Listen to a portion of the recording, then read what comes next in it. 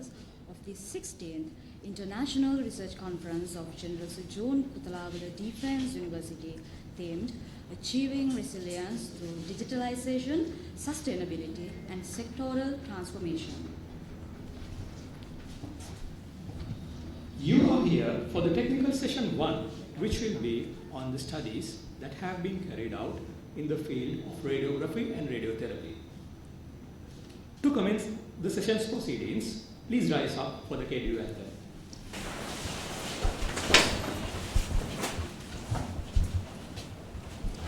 Pathirana, accompanied by Dr. Vijita, to take their seats on the stage. Field of radiography and radiotherapy, starting from Miss I.S.B. Fonseka, Mr. S.P. Gamage, Mr. U.I.U. Karnatilaka, Miss D.A.D. Vishwanti, Miss I.H.D.U. Jayathissa, Mr. M.K.I.I. Sigera, and Miss B.N.W. T.K. Madhavala. We would like to invite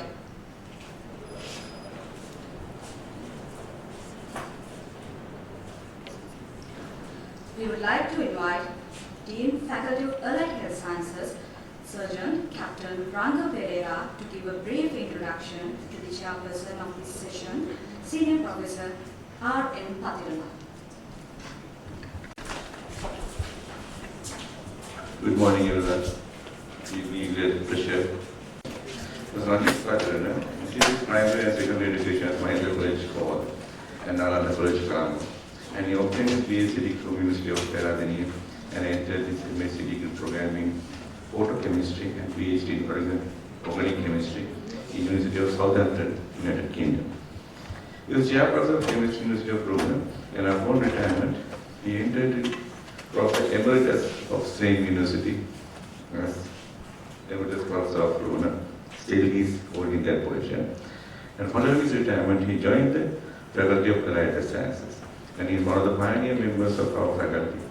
And without any ado, I ask Professor Pathirana to start the session. Thank you, sir.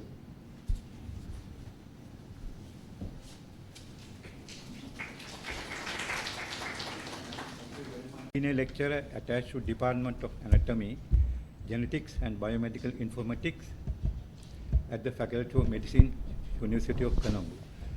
So we welcome you, Dr. Ediri, for this session as a judge.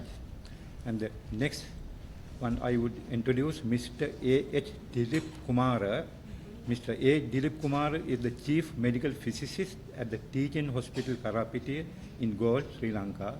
I welcome you for this session to judge this session. So our other judges, Mr. Narayanan Jayabaskar. Mr. Narayan Jayabaskar is a senior radiographer and currently attached to National Hospital, Colombo, Sri Lanka. I welcome you all to judge this session of radiotherapy and radiography. Before we start this session, I have to mention give you some instructions how we should conduct this session. Actually, the speaker is given 10 minutes each.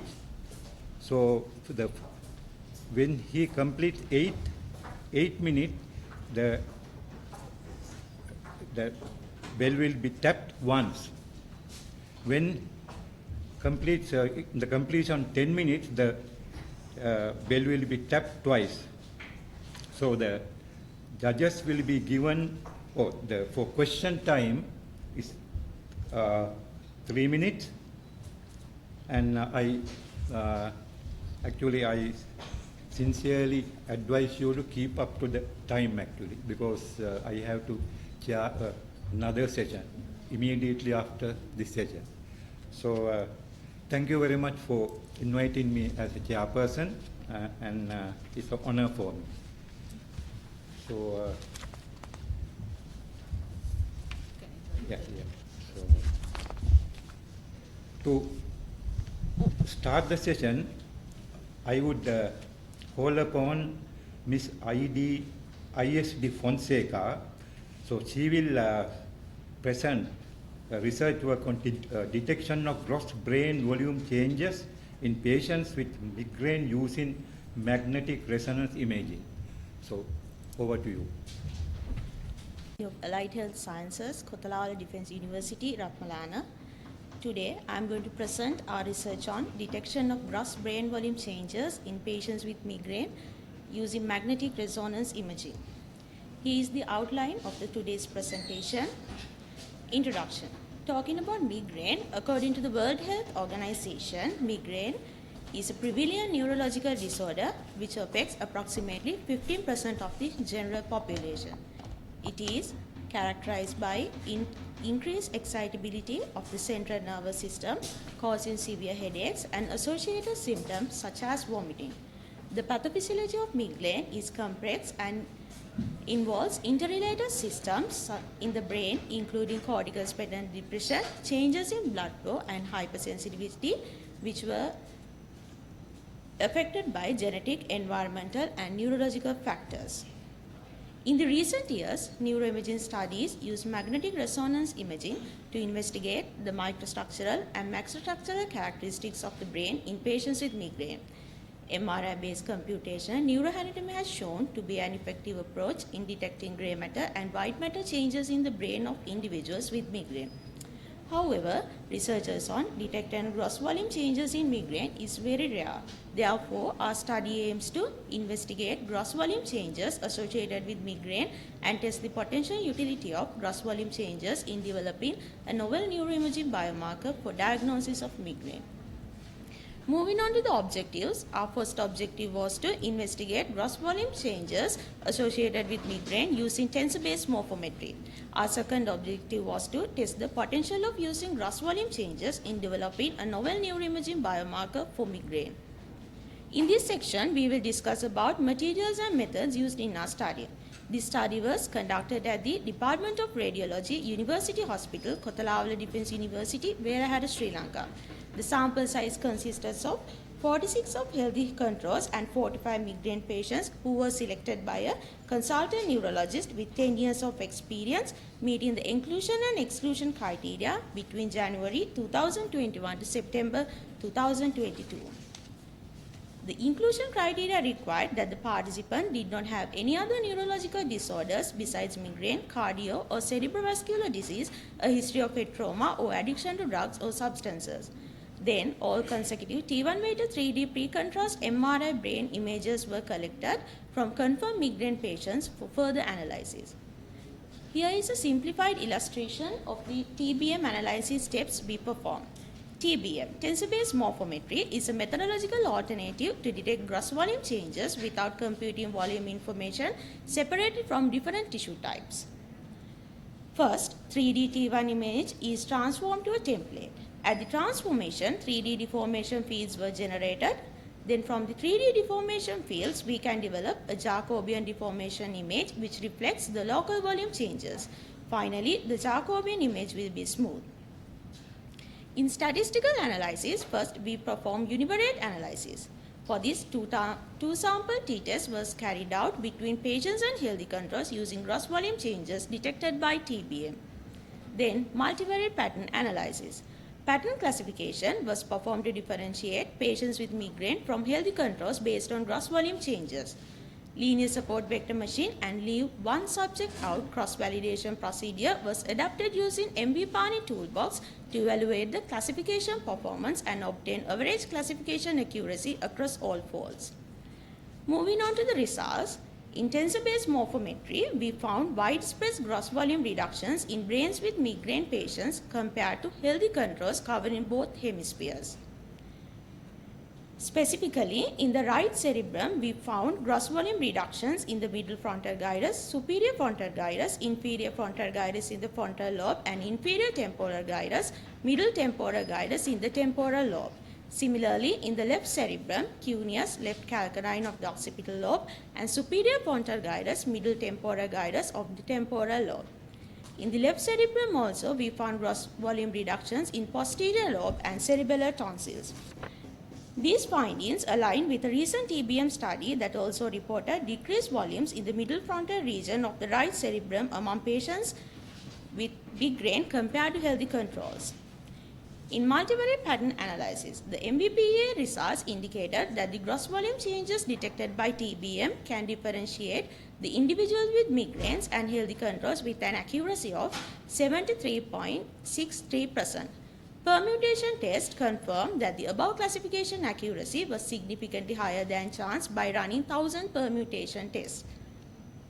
In conclusion, our study provides valuable insights into the gross volume changes that occur in the brain of individuals with migraine. Tensor-based morphometry was able to detect widely distributed gross volume changes in the brain of individuals with migraines. Moreover, apart from univariate analysis, multivariate approach also provide useful information in which gross volume changes could be employed as a biomarker for migraine diagnosis. These are the sum of references we used in our study. Finally, I would like to convey my sincere gratitude to our research supervisor, Dr. Ediri Arachchi, for the greatest support and guidance from the beginning for this study. Special thanks goes to consultant radiologist Dr. Senanayake and consultant neurosurgeon Dr. Pushpakumara, University Hospital KDU, who kindly and voluntarily supported this work. Also, we would like to thank all the staff in the Department of Radiology and Department of IT of University Hospital KDU for the continuous support given. Thank you and have a nice day.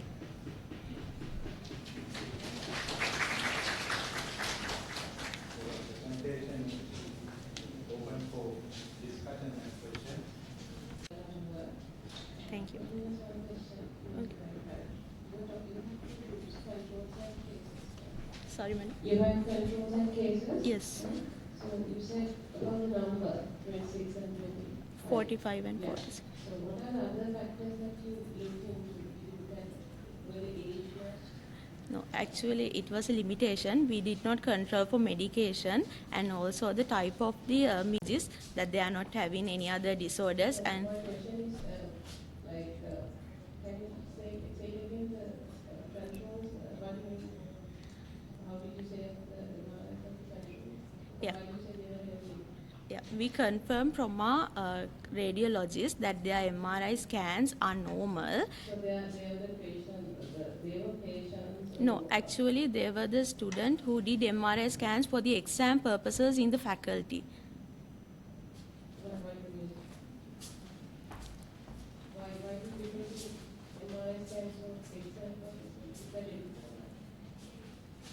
For the for the practicals, for the MRI practical exams, we did normal students for practical examination in our hospital. So from that we took healthy controls, and also we confirmed that they are not having any other neurological disorders or any other abnormalities in the brain. Okay, I understand. So I'm sure they're very healthy. Yeah. But that is another Jayathissa, stop me if I'm not taking too much time. Is that ethical? How did you take ethical clearance for your study? And using healthy, doing MRI studies on healthy students?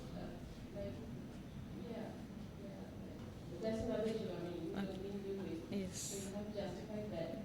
Okay, ma'am. They having done, right, for various reasons, the institution, but when you look at your study, Yes. you have to Think about the ethics. justify Yes, the ma'am. reasons. Yes. Thank you.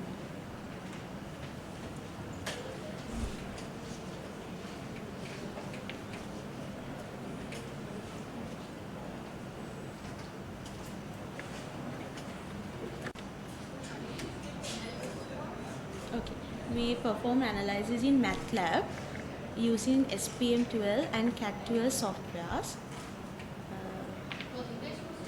First we convert diachrome images to nifty images, from diachrome to nifty converter. Okay, then from that we pre-process the images, and then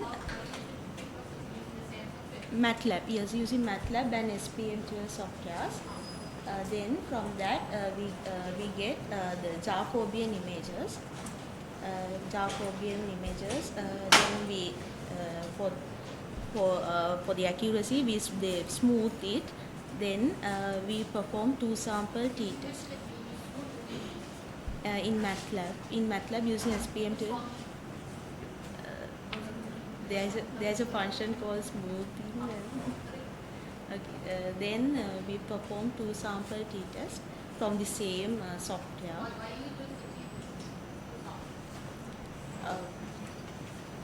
Because we use the only controls and the migraine patient, and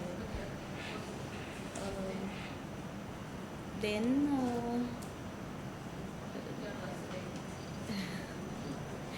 we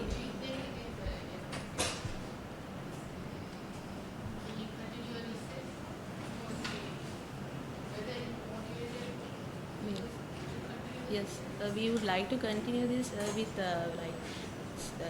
to categorize the migraine types and to get some more sample size, because we get only 45 migraine patients with more sample size, and also with the categorization, and we would like to expand our research.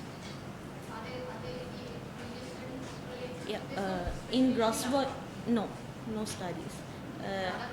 To best my knowledge, we found like 2 studies in gross volume detection in migraine patients, one in 2019 and one in 2022. Yes. Thank you very much.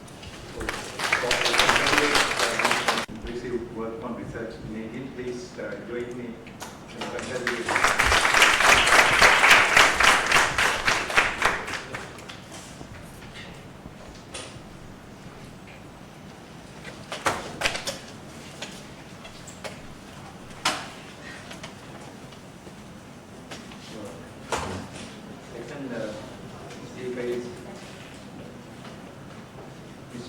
Gamage. He will keep on assessing occupational radiation exposure for PET-CT technology, a study of finger radiation dose at a selected hospital. Over to you.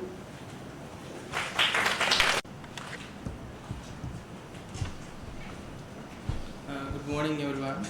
I am Gamage, and I am final year radiotherapy undergraduate student of Kotelawala Defense University.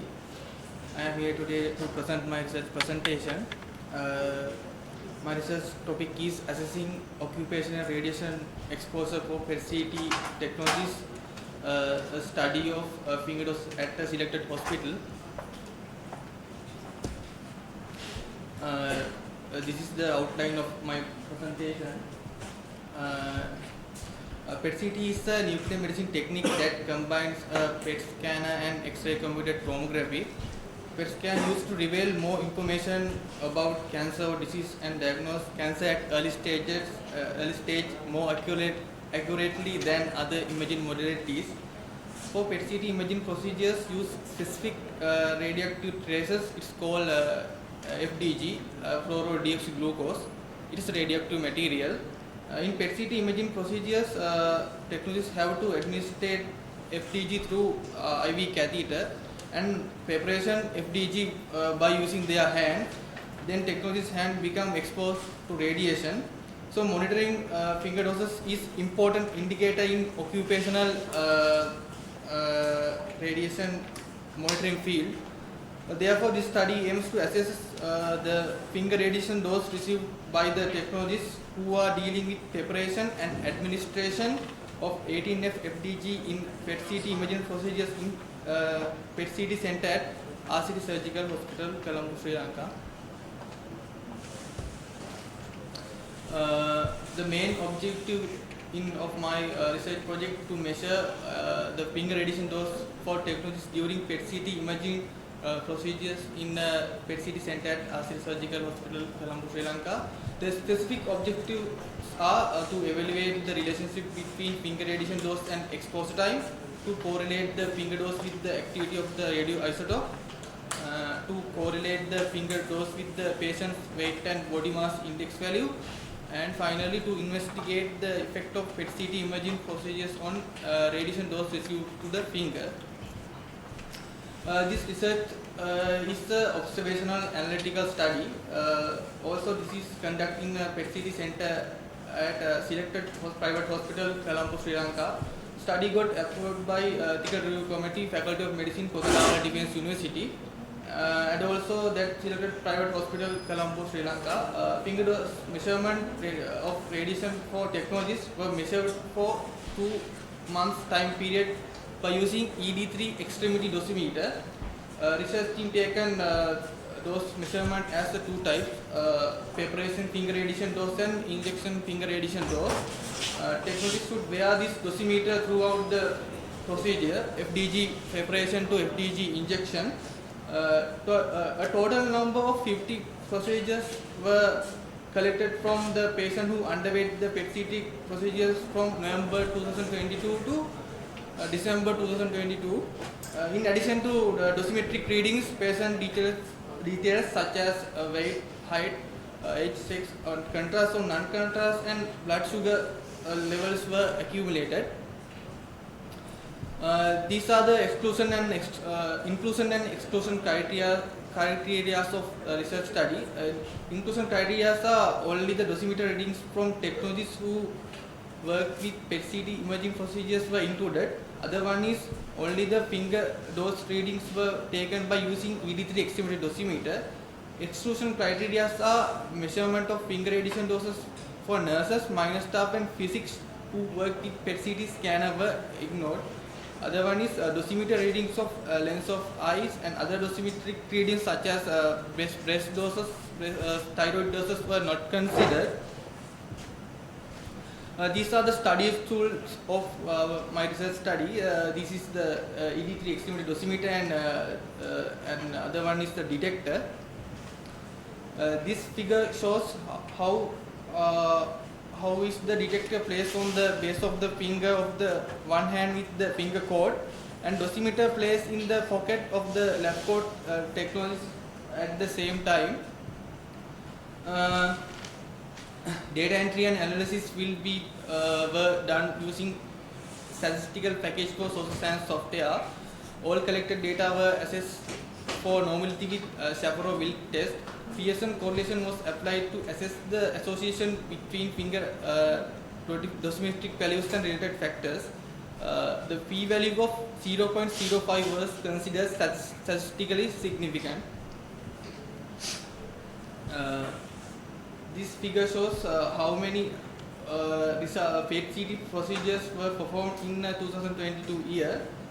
There is a total of 703 PET-CT procedures have been performed in the PET-CT center at selected private hospital. The mean finger radiation dose per procedure calculated as 256.17 microsievert. Now we know the mean value per procedure, so that value multiplied by the number of procedures of 2022 year can get estimated finger dose for the technologist. The annual estimated finger dose for technologist is 180.088 millisievert. This is the figure of dose distribution chart of one of the selected patient procedures on 19th November 2022. This is how the ED3 extremity dosimeter software shows the dose distribution. I want to show you the finger dose during FDG preparation is lower than the finger dose during FDG injection, but preparation time difference is higher than the injection time difference. This slide also shows the time and times differences and finger dose differences between FDG preparation and FDG injection.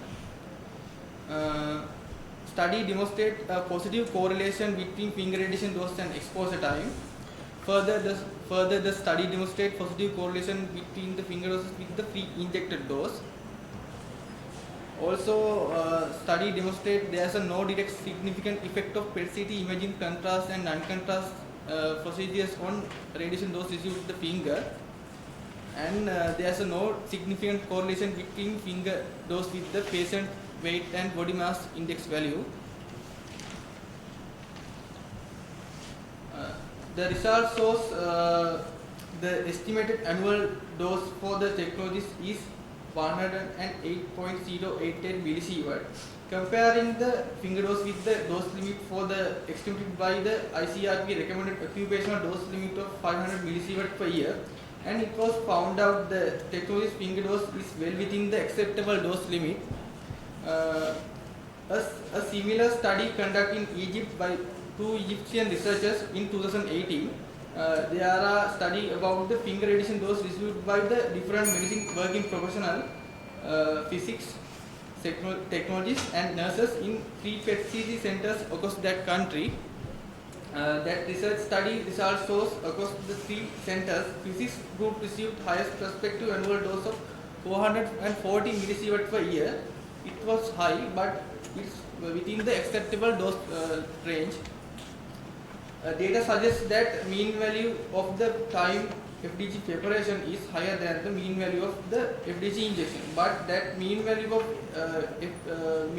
the finger dose during FDG injection is higher than the mean value of the finger dose during FDG preparation. Because when FDG injection, there is no shielding between patient and technology. The study demonstrated a positive correlation finger radiation dose and exposure time. Further, the study demonstrated the positive correlation between finger radiation doses with the pre-injected dose. Conclusion, the estimated annual dose for the technologies is 108.09 millisievert per year. When it comparing to the ICRP recommended occupational dose limit of 500 millisievert per year, the estimated occupational finger dose of the technologies is well below the limit. But when they perform higher number of PET-CT procedures, there will be higher possibility to exceed the annual dose limit. The study revealed there are direct relationship between the exposure time and finger doses, and also there is a direct relationship between finger inject dose and the FDG doses, finger doses. The experienced technologists would be able to reduce the time for each step of procedure to minimize the radiation exposure. These are the limitation and recommendation. The limitation are since there is no literature found on annual finger radiation dose for technologies during PET-CT imaging procedures in Sri Lanka. There is no option to compare the estimated annual finger dose. Other one is it would be more accurate if we collect more data, but it was impossible due to time restriction in undergraduate project. Recommendations are the technologies should more efficient when injecting 18F FDG into patient through the syringe, and also there should be more than one technologies available for the PET-CT imaging procedures. Finally, research team can recommend automated dispensing and injection system for the PET-CT center.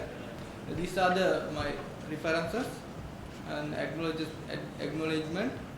Thank you for your kind attention. Thank you very much. It was fine in good condition, so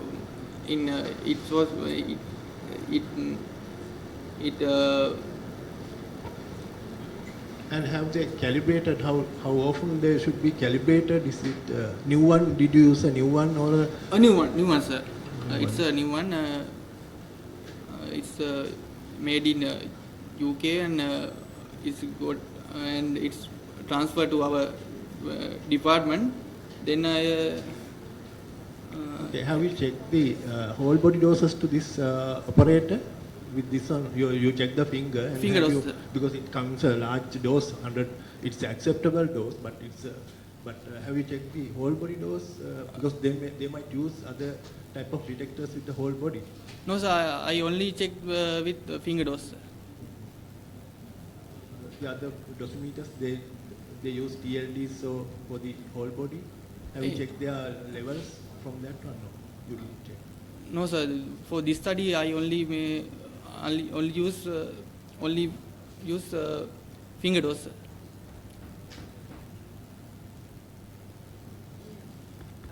I will not go into the technical part of it, just a few comments. When you present, it's good not to crowd the slides. you don't, it's good not to don't put paragraphs in slides and then read out the paragraph. You put short bullets and then you describe as you, because you know more than all of us here, because it's your study, so you should be able to describe it, because then it's very difficult to follow, and that style is not good.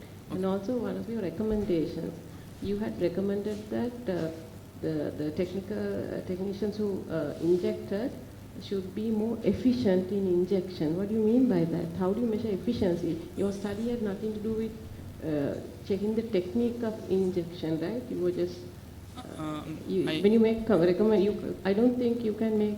Can you make such a recommendation about efficiency? You have not done that. I mean efficiency, ma'am. When he administered the FDG, you have to be smart and quickly administrate the FDG through patient. We understand what you meant, but the way you have put it means efficiency of an injection can have lots of things. Right? It's like a medical technique where you inject something into body. It's not just how quick it is. And if you think about the time, then you have to say the time. You have to be quicker in injection. And then to say that also, you must compare with others and see, because if you try to inject any faster, it can be maybe harmful to the patient. How do you know?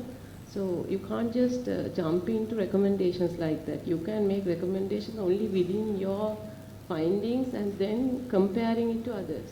Right? Okay, Otherwise, like we do studies, and when we make recommendations which are not relevant to our study. Okay? So stay within your study and go by the literature around you. Okay. Good work. Thank you, ma'am. Any more questions? Okay, we will conclude. So thank you very much.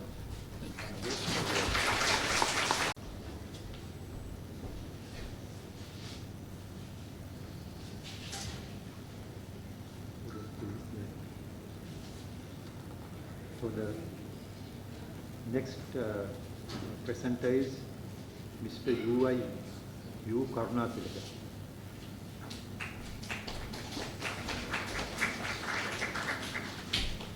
Everyone, I am U. Karunathilaka from Faculty of Allied Health Sciences, Kotelawala Defence University. Today I am going to present my undergraduate final year research dissertation.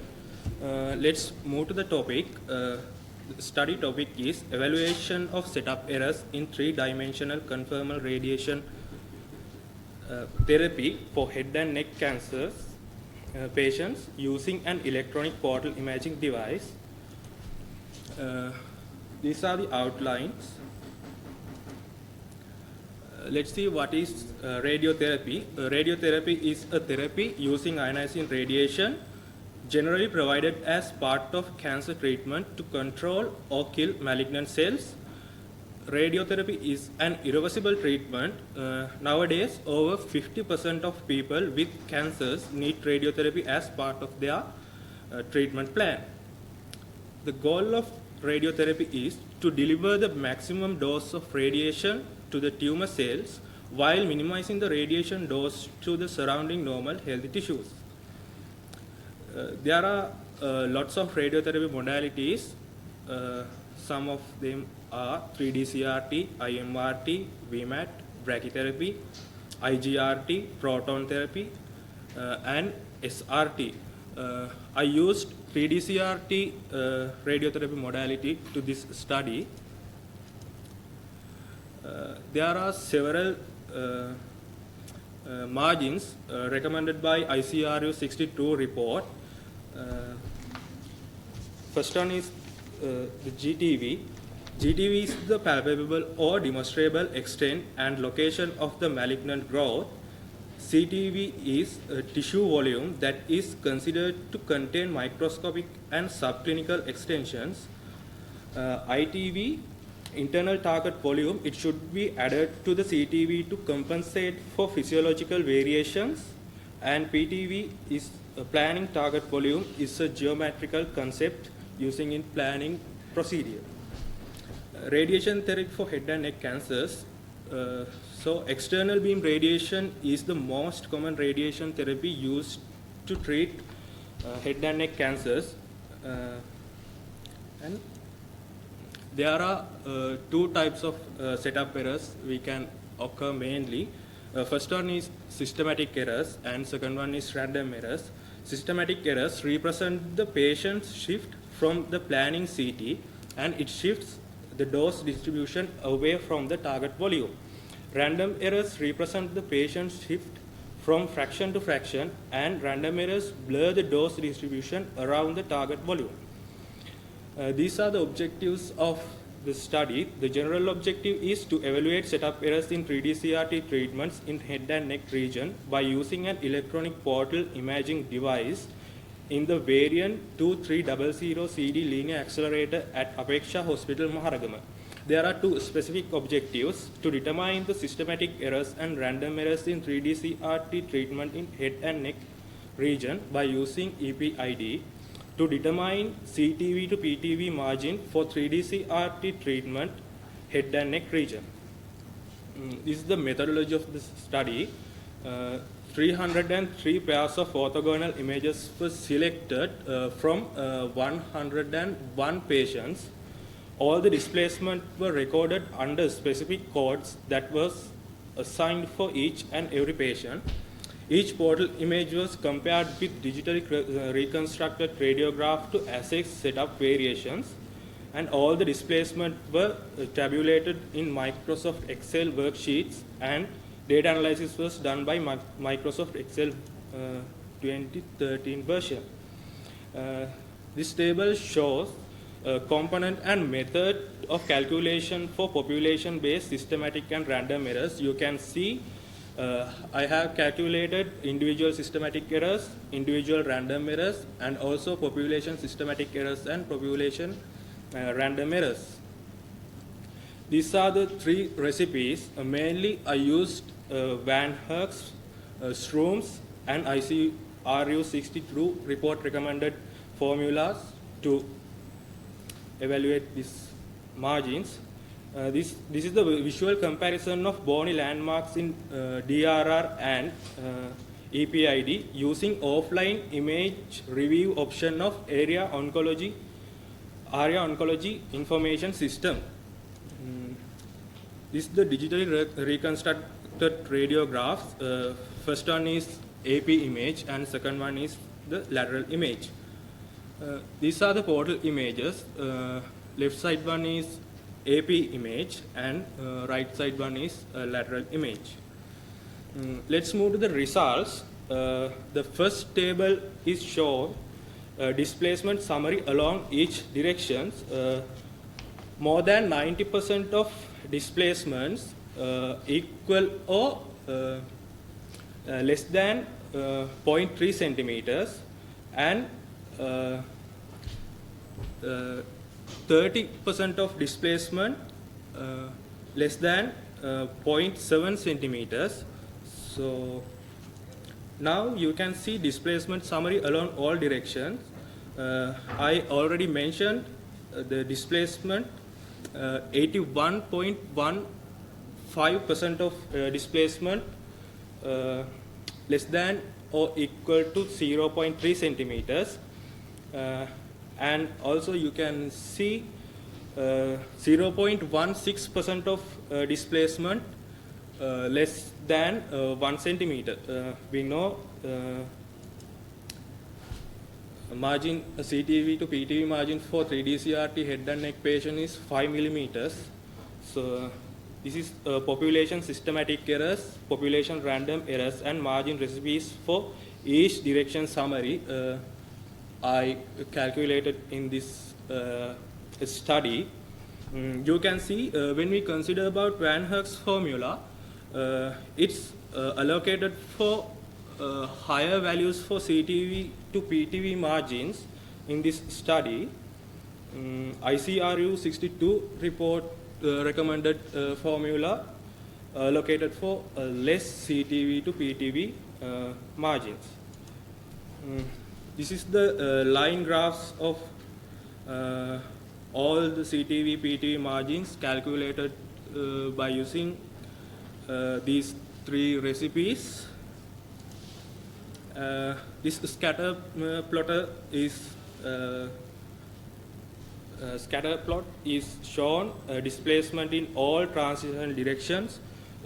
So you can see the most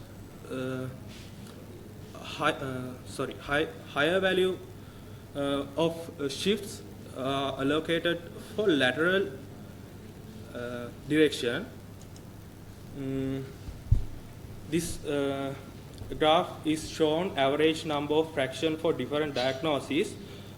According to this graph, highest number of fractions allocated for carcinoma tongue, and this is the prescribed dose variation for different types of head and neck cancers. More prescribed dose allocated for supraglottis, carcinoma supraglottis.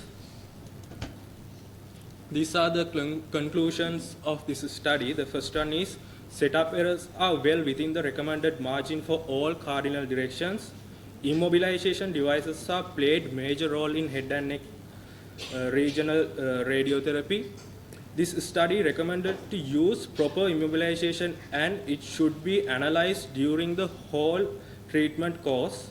It's better to define CTV to PTV margins from institute to institute or as a country. These are some references I used this study, and my special gratitude goes to my research supervisor, Dr. Vijitra Ramanathan, Senior Lecturer of Department of Radiography and Radiotherapy, Faculty of Allied Health Sciences, General Sir John Kotelawala Defence University, and Mr. S.W.A. Mahinda, Senior Radiotherapist, Apeksha Hospital, Maharagama, Mr. D.C. Sampath, Senior Radiotherapist, Apeksha Hospital, Maharagama, Mr. K.M.A.M. Kulatunga, Demonstrator, Department of Radiography and Radiotherapy, Faculty of Allied Health Sciences, General Sir John Kotelawala Defence University, and Mrs. W.W. Janisha Pumali and all the staff of Apeksha Hospital, Maharagama, Sri Lanka. It's end of my presentation. Thank you for your kind attention today. Thank you, sir. Open for discussion. And can identify the reasons for changing the treatment volume with the planned volume. So have you checked how long it takes from the CT simulation to treatment date? Is it any duration for this treatment? Yes, sir. Especially I used collected data, recorded data in area oncology system. Just I'm asking the gap between the CT simulation, day of CT simulation and the first day of treatment. I didn't consider about that because it's very difficult to find from the system the gap between CT simulation and the treatment started. Okay, so have you identified the reasons for moving this or the displacement? What are the reasons for displacement? Yes, sir. Especially sometimes clinically, in clinical practice, we know there is a gap between CT simulation and treatment time, starting time, and also there are what are the efficacy reasons, of the. what are the reasons between this gap? What happens? Mostly because of the workload. No. Just I'm asking, what's the reason for displacement between the gap between the CT simulation and the day of treatment? Mostly, we know mostly the cancer is going to metastasis, then the tumor volume is increased day by day. So we can't get. But that may not affect, no? So you are just placing the patient on the bed for the accuracy. So then you don't know where the tumor, whether it has spread or not. That's a different matter because that affected on the contouring the PTV, planning target volume. Yes, sir. Okay. And so, also, and this is the setup. Have you checked on the day one? Is this the displacement on day one? Or yes, sir. Day 1, day 2, and another arbitrary day. So then day 2, day 3, have you checked? Or day 1, do you adjust this displacement? Have you adjust the radiographers? Do they adjust on the day 1? I didn't know about that, sir, because I am not in same place. These are not. So how you obtain the data? From ARIA oncology system, offline image review option I used. Okay, so this is regarding the day 1 displacement or with the other consecutive dates? Yes, sir. Day 1 and day 2 and another arbitrary day.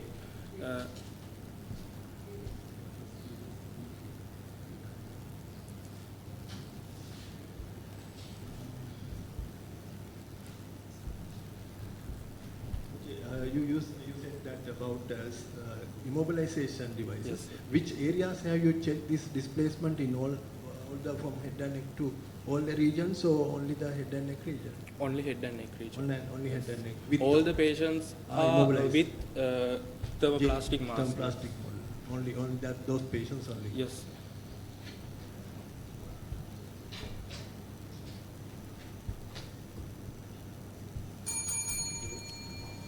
Thank you very much. I congratulate you.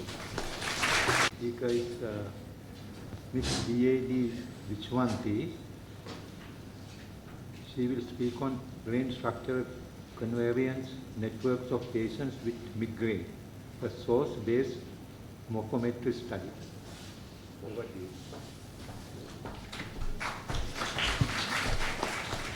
I am Dinisha Vishwanti from the Department of Radiography and Radiotherapy. The topic of our research study is the brain structural covariance networks of patients with migraine, a source-based morphometry study.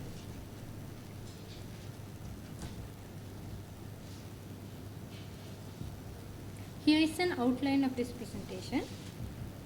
So since our sample group is the migraine patients, let me introduce you about the migraine first. Migraine is said to be a common brain disorder which has symptoms like severe to moderate head pain with a pulsating sensation, nausea, vomiting, and sensitivity to light, sound, smell, and movement. Researchers have found that the migraine attacks can last from 4 hours to several days, and whereas the frequency of a migraine attack may be anywhere between once a week and once a year. And also the researchers have found that the women are more likely to experience migraine than men, and also it is more likely to start at puberty. According to our investigations, we found that migraine is divided basically into 2 categories. They are the episodic migraine and chronic migraine. In episodic migraine, the patient experiences 14 or fewer headache days per month, whereas in chronic migraine, the patient experiences 15 or more headache days per month. Yet, a precise cause for the migraine is not fully understood, but several factors like genetics, hormonal changes, environmental triggers, stress, sleep disturbances, and some medications may trigger or possibly cause migraine. When we talk about the technical aspect of this study, techniques like voxel-based morphometry and surface-based morphometry involved in migraine studies have found that repetitive migraine attacks could change brain morphology. Therefore, we hypothesize that these morphological changes may further alter the structural networks of the brain also. So, therefore, in our study, our aim is to unravel the effect of migraine to naturally grouped or the independent structural networks and to fully understand how migraine could structurally affect human brain at network level. These are the main objectives of our study. They are to describe the network level brain structural covariance of patients with migraine and healthy subjects, to identify the grey matter structural networks which reflect substantial variations between patients with migraine and healthy subjects using the technique source-based morphometry, and finally to explore the possibility of using the most distinguishable independent components to develop an effective biomarker for migraine diagnosis. Our study setting is the Department of Radiology, University Hospital of Kotelawala Defence University, Belhari, Sri Lanka. We acquired the MRI brain scans of 45 migraine patients and 46 healthy controls. The scans were obtained from the MRI database of the UHKDU. all the patients were confirmed as having migraine by a consultant neurosurgeon, and all the selected participants were absent for other systemic medical illnesses or other central nervous system disorders, a history of head trauma or substance abuse, and also they were not first degree relatives with a history of psychotic disorders. We acquired the 3D T1 images of them. The data analysis of our study composed of 5 basic steps. They are the image preprocessing, voxel-based morphometry, independent component analysis, statistical analysis, and multivariate pattern analysis. Voxel-based morphometry is a fully automated technique which segments the brain into different tissue types like grey matter, white matter, and cerebrospinal fluid, and it uses a map to compare the changes in voxels throughout the entire brain across groups. Apart from voxel-based morphometry, independent component analysis is a multivariate technique which assembles data from several voxels of the brain to uncover structural covariance patterns among them. So, voxels carrying covariant information will create a network which is a collection of brain regions. These networks are called as independent networks or the independent components. Here is a brief image processing workflow. First, the 3D T1 weighted images is pre-processed and they are segmented. Here we only took the grey matter volumes of the brain and they are smoothed, and the smoothed images are subjected to independent component analysis. There we obtain 2 matrices, the loading matrix and the component matrix, and using the loading matrix we perform 2 sample t-tests to identify the most significant networks. So, using the significant networks, they were subjected to masking and the masked images were used for multivariate pattern analysis. First, we did the univariate analysis. Between group comparisons were performed on the loading coefficients of each component using the statistical module of GIF toolbox to detect the statistical differences between the components. We used the two sample t-test with the threshold value of 0.05. The most distinguishable structural networks were used as masks to extract grey matter information and underwent subsequent MBPA analysis or the multivariate pattern analysis. In the multivariate pattern analysis, all participants were divided into 91 folds, first 45 migraine patients and last 46 healthy controls. The linear support vector machines and leave one subject out cross-validation procedure was adopted to evaluate the classification performance and to obtain average classification accuracy across all fields. The statistical significance 0.05 was tested using the permutation tests 1000 and the corresponding p-values were calculated. These are the results of our study. Through the independent component analysis, we were able to estimate 9 independent components, and the mixing matrix and the source matrix were developed during the component analysis step. These identified 9 independent components included the attention networks, sensory motor networks, frontal networks, and the visual networks of the brain. These are the attention networks. These are the sensory motor networks.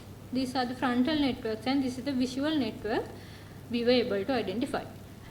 From the statistical analysis step, we used the 2 sample t-test for migraine patient versus healthy controls with a threshold value of 0.05. There we were able to identify 6 significant components out of those 9 components. They are the component 1, 4, 5, 7, 8 and 9. From the pattern classification analysis, according to the MBPA results, the classification accuracy values were obtained for each significant component we obtained earlier, and the highest classification accuracy was produced by the significant component 5. Finally, we did 1000 permutation tests for the classification accuracies of each significant component, and we were able to identify that the component 4, 5, 7 and 8 have the significant classification accuracy with the threshold value of 0.05. As the conclusions of our study, we can say that source-based morphometry can be used to detect the structural covariance networks of brain, which exhibit significant differences between migraine patients and healthy controls. The attention, sensorimotor and visual networks are the mostly implicated networks in migraine disorder. Among about those networks, the sensorimotor network and visual networks shows significant classification accuracies with highest discrepancies in migraine patients when compared to healthy controls, while sensorimotor network is showing highest contribution in classification of patients with migraine and healthy subjects. So finally, we can conclude that the brain structural networks can be used to develop biomarkers for migraine diagnosis. These are the references we used. So finally, I would like to convey my sincere gratitude towards our beloved research supervisor, Dr. Pathirana Ediri Arachchi, for giving this study with the best assistance and the direction from the beginning. And also special thanks goes to consultant radiologist, Dr. Senanayake, and consultant neurosurgeon, Dr. Pushpakumara of UHKDU, who gave their maximum support and guidance to this work. And also the special thanks to Mrs. Utpali Sirivardhana, the MRI Technologist of University Hospital, Kotelawala Defence University, for her huge support given, and the medical staff of the Department of Radiology, including the IT Department of University Hospital, KDU. And also, I would like to thank my research partner, Nikesha Fernando.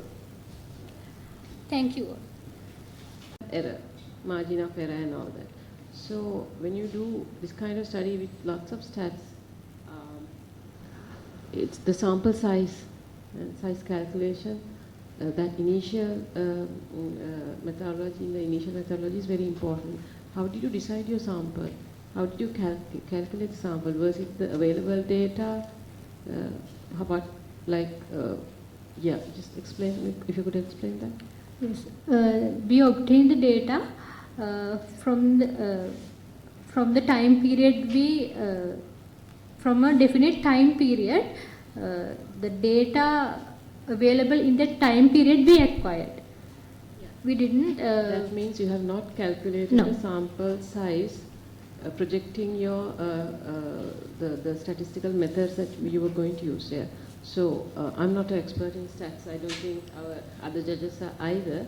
But generally when we speak, when you depend a lot on statistics, you need to calculate the sample. Otherwise, the conclusions that you make on it may be correct.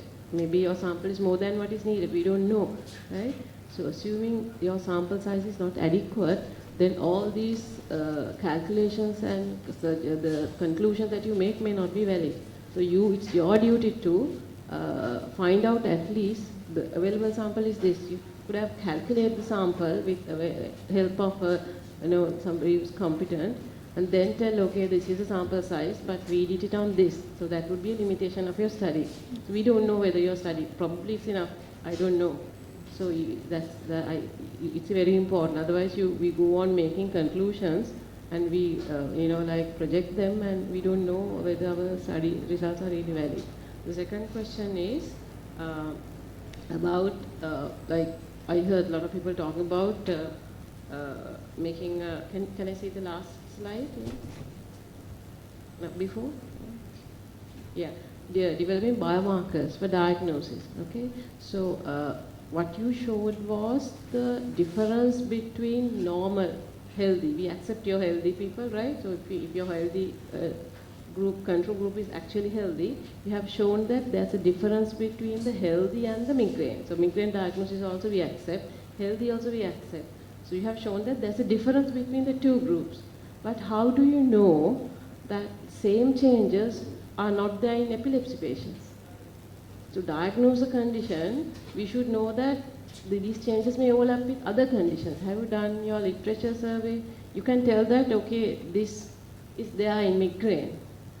But to make a diagnosis, you have to exclude other things. So you have to know the other behavior pattern or the patterns of other involvement patterns of other conditions. So it's good to think in that line also, rather than jumping into conclusions about, to make this diagnosis, it may be correct, but you have to analyze. Other thing is, when you do this kind of studies, you need to really look into, we have not compared with, at least I did not see comparison with other studies in relation to migraine, what happens in migraine, which parts of the brain are involved in migraine, then it should make, that would help you to kind of correlate the imaging findings with actually what's happening. There must be a lot of pathology that is already understood on parts of the brain that are involved in migraine. So these are ideas for you to kind of take this to a very, if you tackle all that, I'm sure you'll have a very good study. Congratulations. Thank you, madam. Thank you for the valuable suggestions. Next, Janada sir.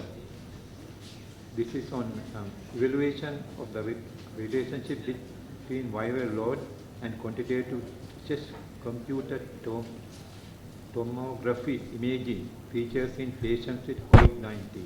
Over to you. I hope you all having a splendid morning. So I'm Gimhani Uttara and I'm delighted to be here to present my research on an evaluation of the relationship between viral load and quantitative chest computed tomography imaging features in patients with COVID-19.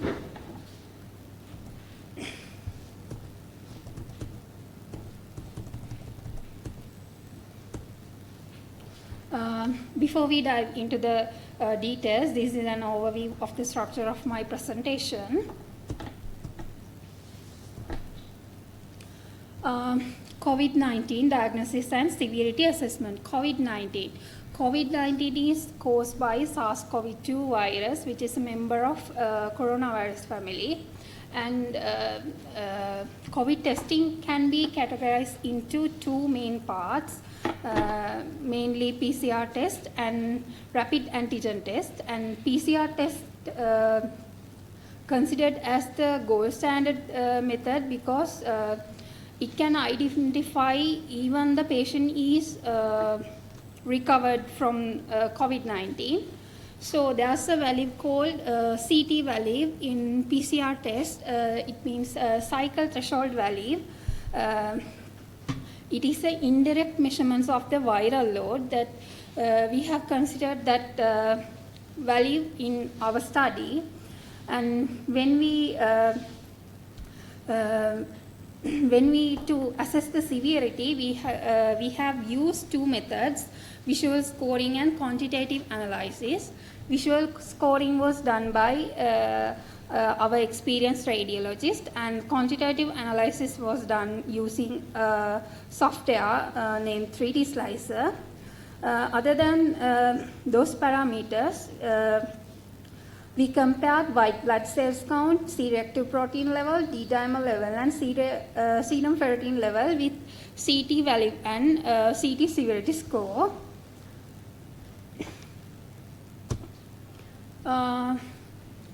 Role of HRCT in COVID-19 diagnosis and monitoring. HRCT means high resolution computed tomography. It is a specialized medical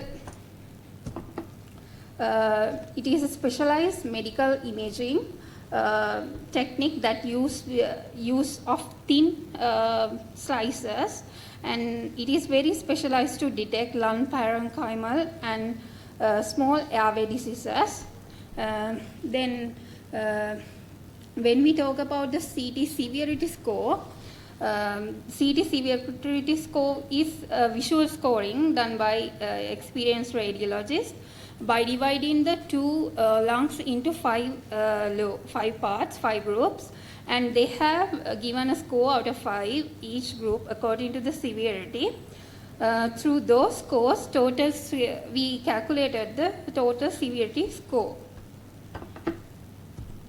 Then here comes the objectives. The main objective of our study is to investigate the relationship between the viral load and quantitative CT chest imaging features in patients with COVID-19. In order to achieve that, we set out some specific objectives. The first one is to evaluate the relationship between cycle threshold value and in inspiration and expiration lung volumes. And the second one is to evaluate the relationship between cycle threshold value with WBC, C-reactive protein level, serum ferritin level, and D-dimer level. And to evaluate the variation in both inspiration and expiration lung volume on HRCT chest images between CTSS grades. The final one is to evaluate the variation in cycle threshold value, WBC, C-reactive protein level, serum ferritin level, and D-dimer levels between CTSS grades. We conducted our research within the Department of Radiology in Avaloka Hospital, Sri Lanka, and our study population consists of 50 patients who tested positive for COVID-19 through PCR testing, spanning from January 1st, 2021 to April 31st, 2022.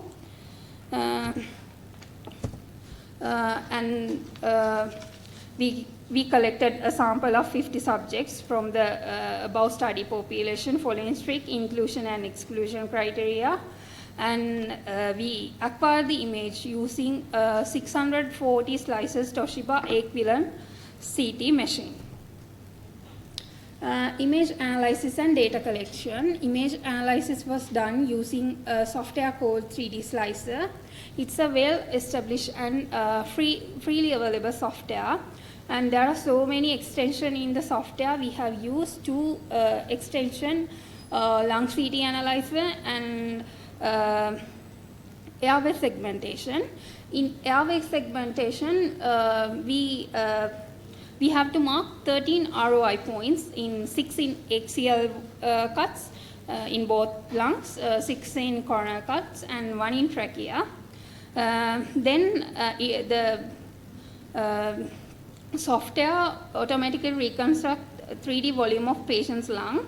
By using the lung CT analyzer, we can take a report with volumes, and we have obtained affected and functional lung volume from that report, and then we calculate the COVID quotient by dividing the affected lung volume by functional lung volume.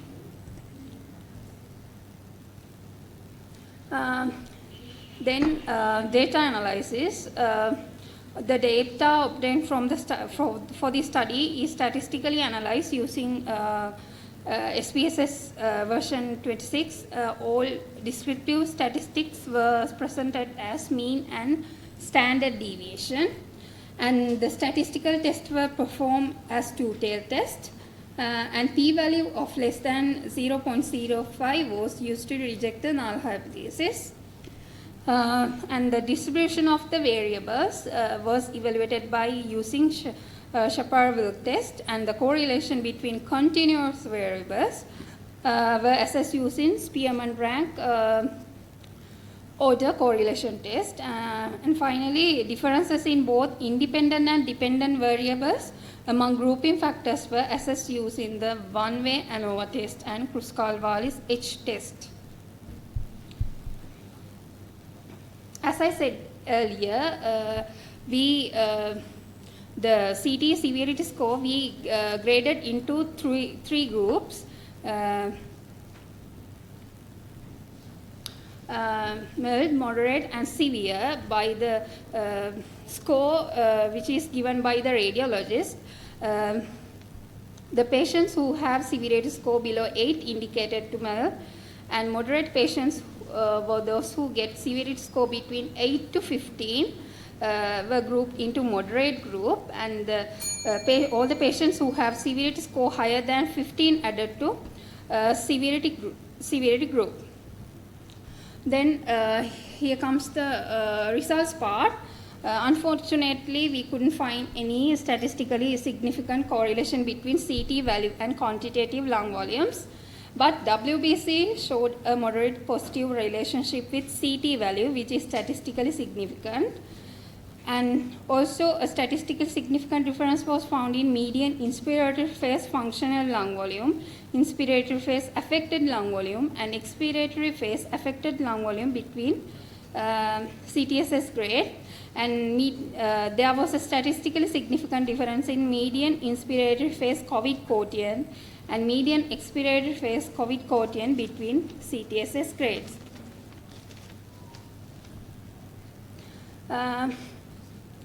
So we think this information can guide clinicals in making important decisions like patient management.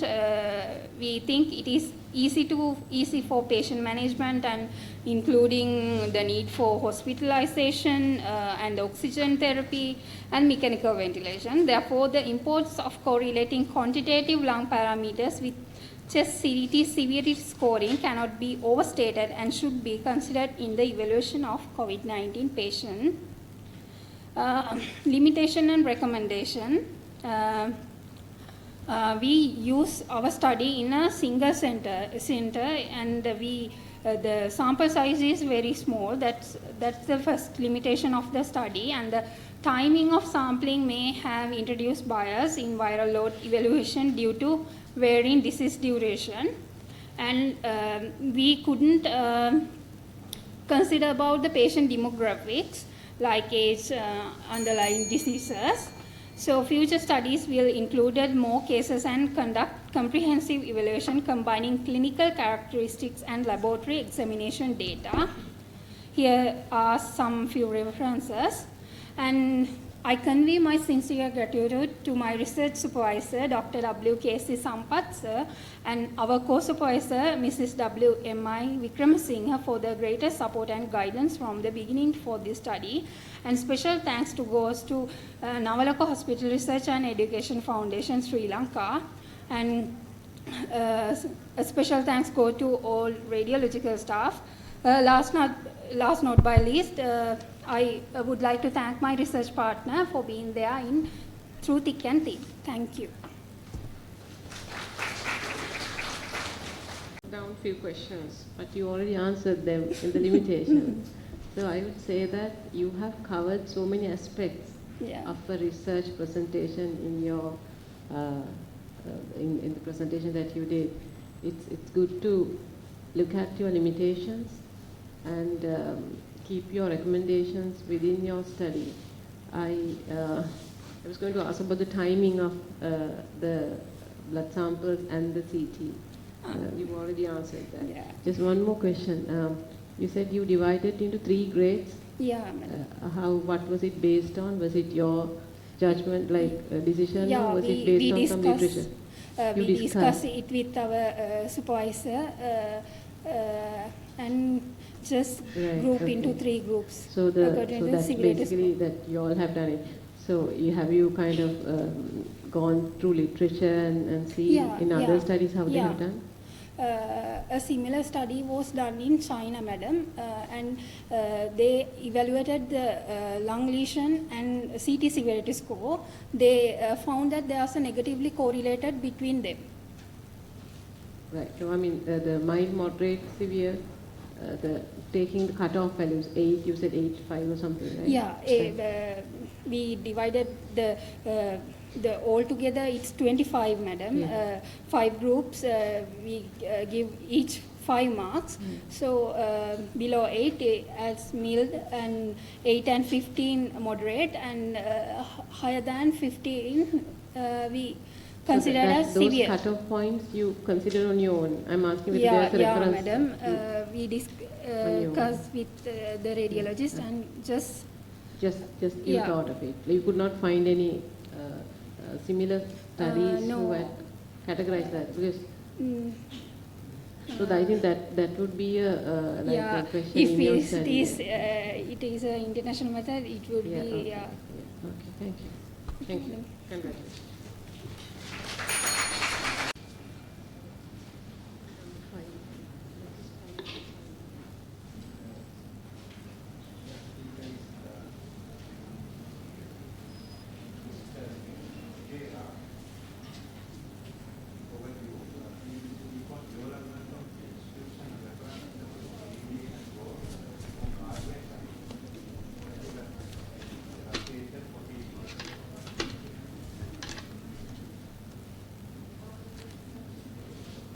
Pasindushan Sigera from Department of Radiography and Radiotherapy, and I'm here to present our research conducted on the title Development of Institutional Reference Level of Radiation Dose for Cardiac Catheterization Procedures.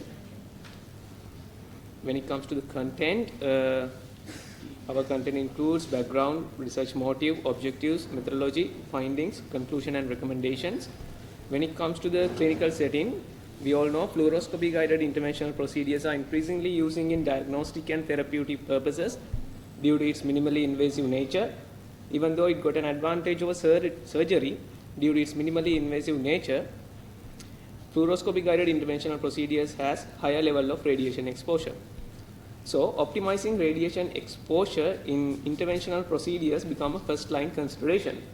In order to optimize the radiation exposure in any kind of radiation-involved procedure, International Commission of Radiation Protection recommends establishing diagnostic reference levels to every single procedure which uses radiation. So, it's important to know that DRL can be established either regionally or nationally.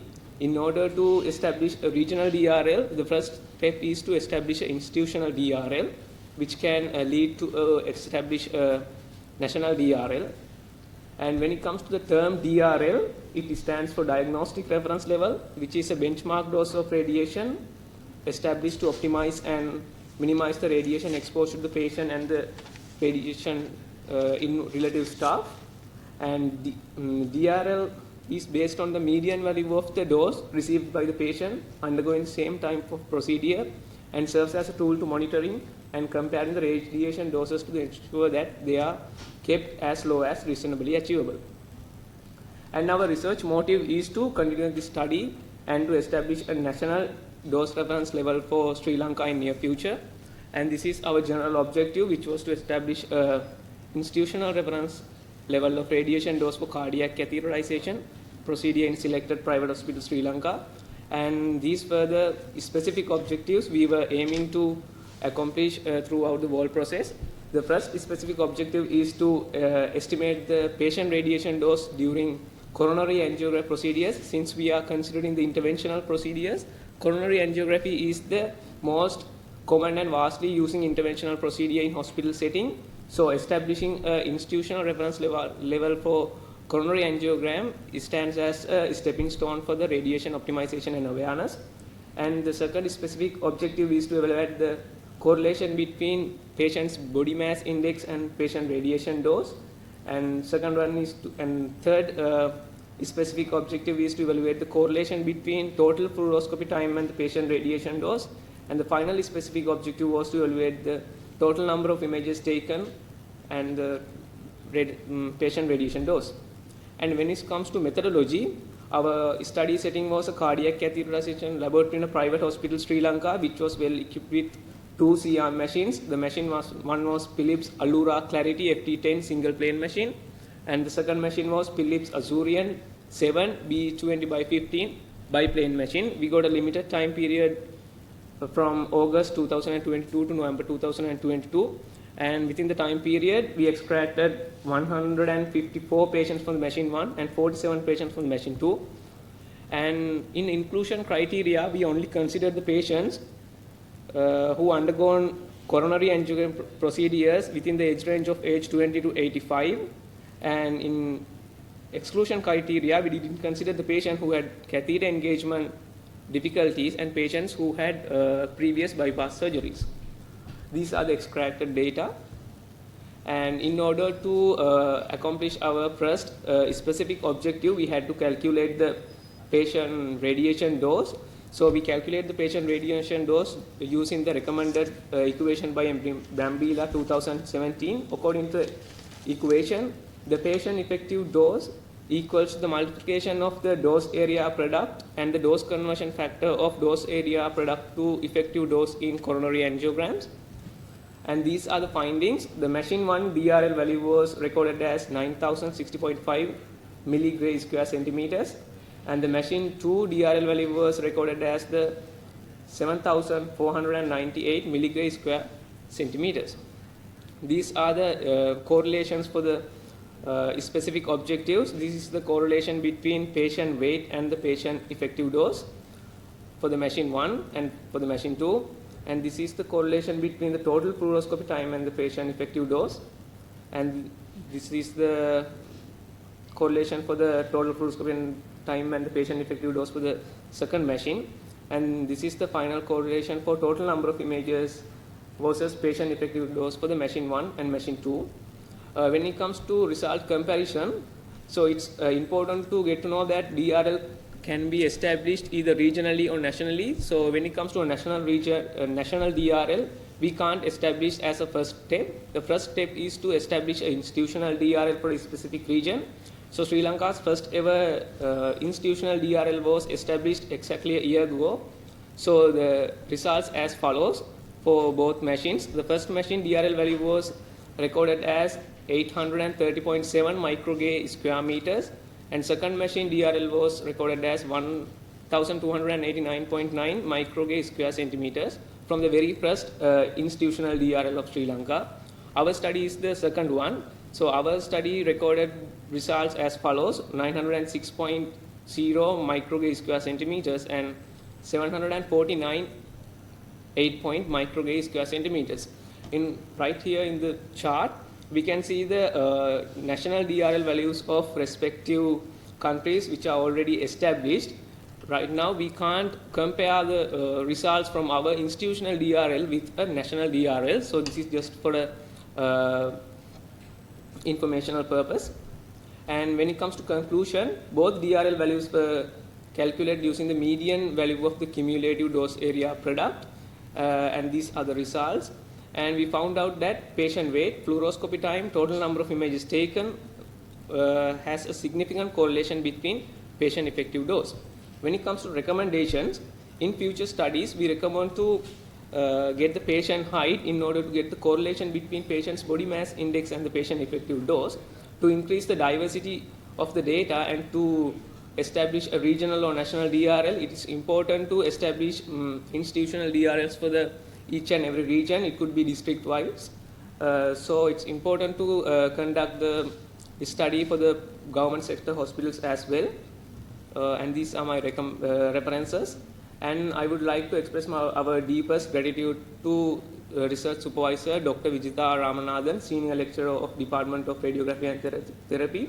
She was doing everything to make this come successful from the very first day. And thank you so much, madam. And our co-supervisor, who was the in-charge cardiac radiographer of the selected private hospital, Mr. T.D. Athukorala. And I would like to thank cardiac radiographer Mr. A.L. Abevira and HMPM Bandara for their immense support. And finally, I would like to thank my research partner for his amazing contribution. Thank you, Akif. And that's it for development of institutional reference level of radiation dose for cardiac radiation proceedings.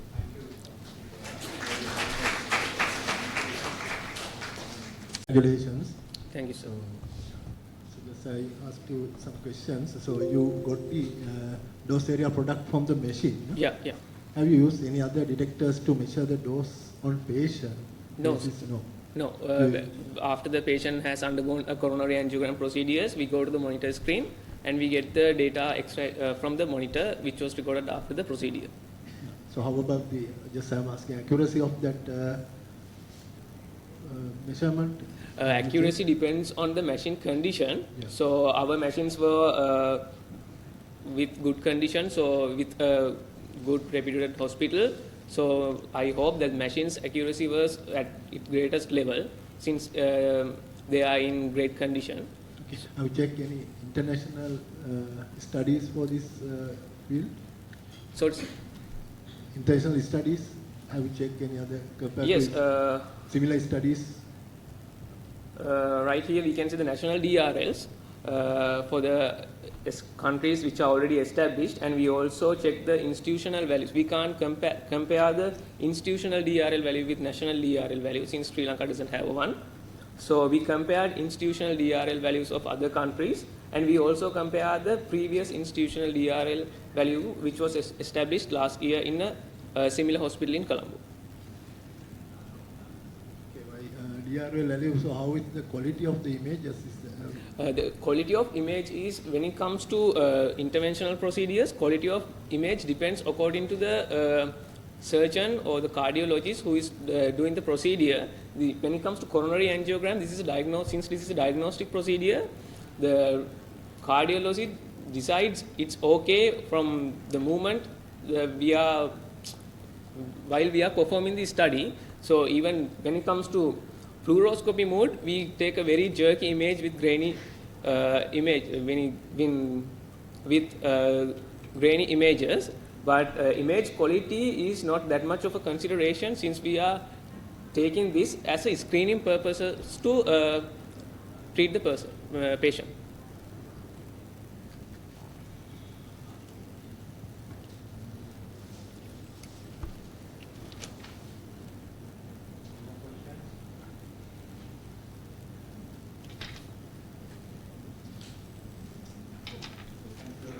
Thanks.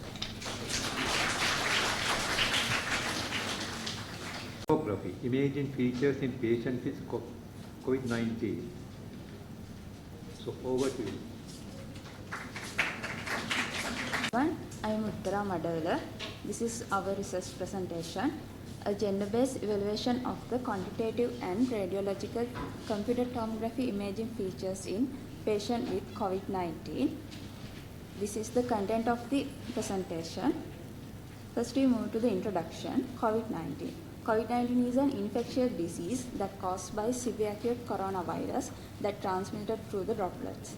Most countries are use RT-PCR test to diagnose the COVID-19. And there is a most utilized and precise method to diagnose the COVID-19. It is computed tomography. HRCT protocol is that used to diagnose COVID patients. So HRCT means high resolution computed tomography. These images mainly included lumparenchymal tissue anatomy and radiological features such as ground glass opacities, consolidation, interlobular thickness, and etc. And these radiological features are analyzed by well-experienced radiologists and calculate the severity score. Severity score defines the diagnostic tool to detect severity of COVID-19 based on parenchymal opacity opacifications, inflammatory abnormalities, laboratory details, clinical signs and symptoms. And the quantitative features of HRCT images are analyzed by using the 3D slicer software. Then we move to the literature review.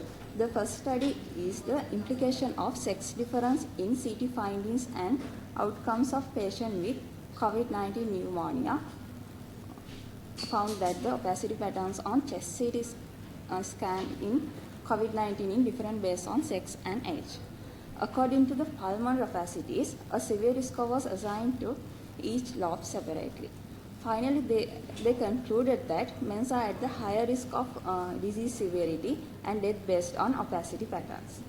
The second study was the association between age, gender, and patient status among positive COVID-19 cases while evaluating the biological reasons for the variation among different age categories and gender.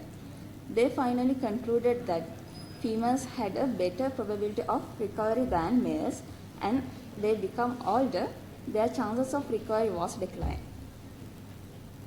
Then we move to the objectives. This is our general objective, to evaluate the gender-based differences in quantitative CT imaging features and chest CT severity score of COVID-19 infected patient in Sri Lankan population.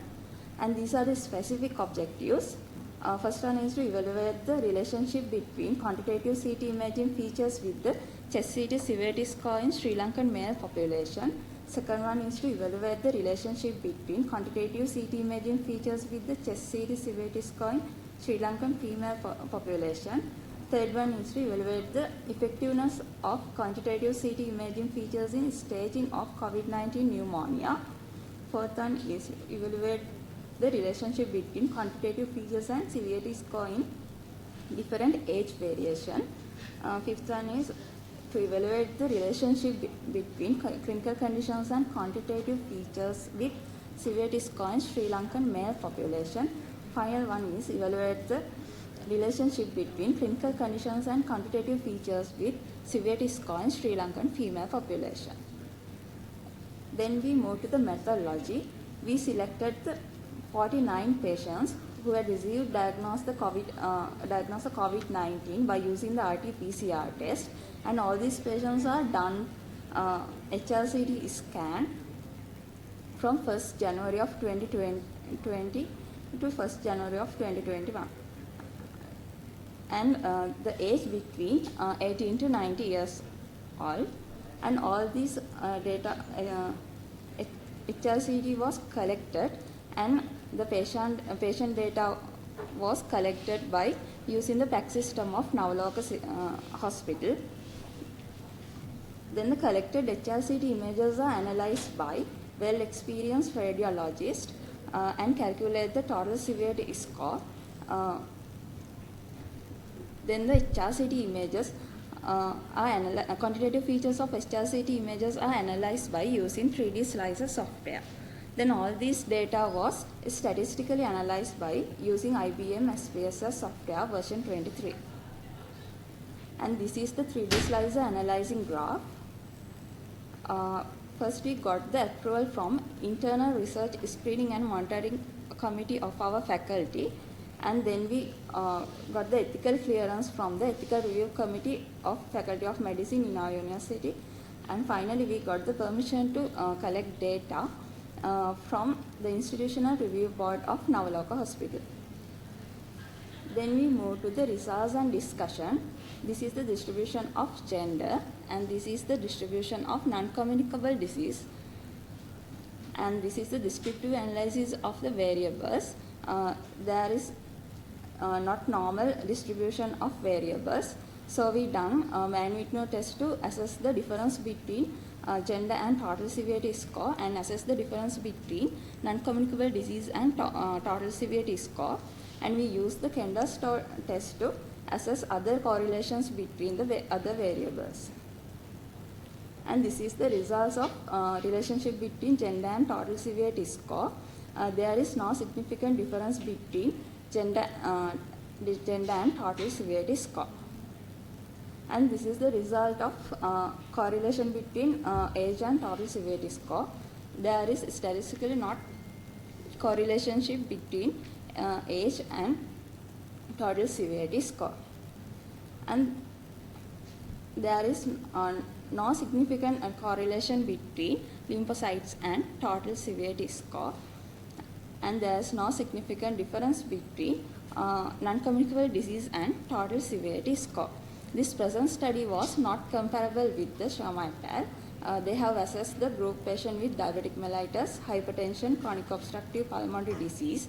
We only assessed the diabetic mellitus and hypertension. And there is a significant correlation between the neutrophils and severity score. This study was comparable with Xu et al. They have same method of collecting data and analyzing data.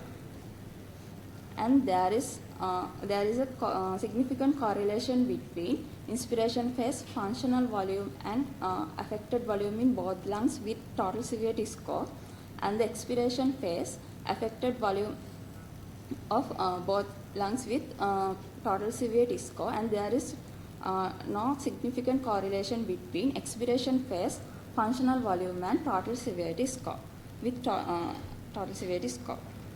And there is a significant correlation between inspiration phase, functional volume, and total severity score, and the inspiration phase, total affected volume, and total severity score.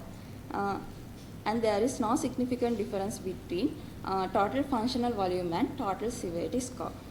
Then we move to the conclusion. This study has conducted that there is no significant difference between male total severity score and female total severity score. And this study was concluded that there is a significant correlation between total severity score with neutrophil counts and total severity score. And there is a significant relationship between inspiration phase and functional and affected lung volumes. And the there was a significant correlation between total severity score and total lung volume of inspiration in normal lungs. This present study concluded that it is feasible to devise a formula for the total severity score, and we can develop a grading scale for the severity. Then we move to the limitations and recommendations. Limitations are, we have limited sample size and limited time period, and some data was removed that not fulfill the inclusion and exclusion criteria, and only DICOM data can import to 3D slicer, and some patient data has only inspiration. And the recommendations are increase the sample size and provide greater statistical power, and assess the different chronic disease separately, and assess the white blood cells with the total severity score. We can assess the COPD other than diabetic mellitus and hypertension with total severity score. And these are the reference we use, and we would like to express our gratitude to our supervisors, Dr. Chaminda Sampath and Dr. Sachilani Roshani, and our co-supervisor, Mrs. WIMS Vikramasinghe, for the great support and to success our study. And special thanks goes to Mr. Ranga Tudugala and all radiographers and staff of Navaloka Hospital for the great support to success our study. Thank you. Thank you, Ms. Nadawala. Discussion. Congratulations. A few questions. In your objectives, right? Can you see the objectives there?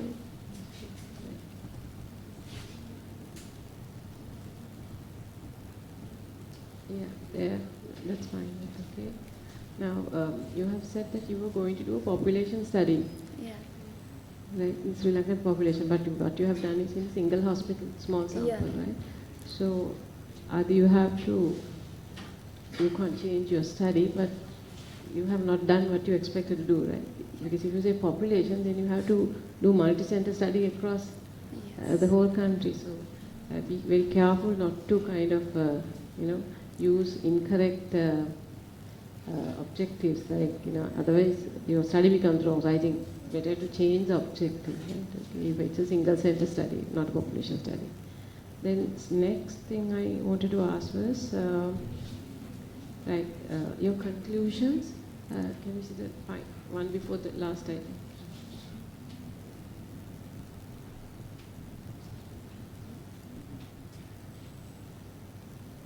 Yeah. So basically, one of the findings was that you discussed that your findings were not compatible with the current literature of age, sex, and NCDs, right? Yes.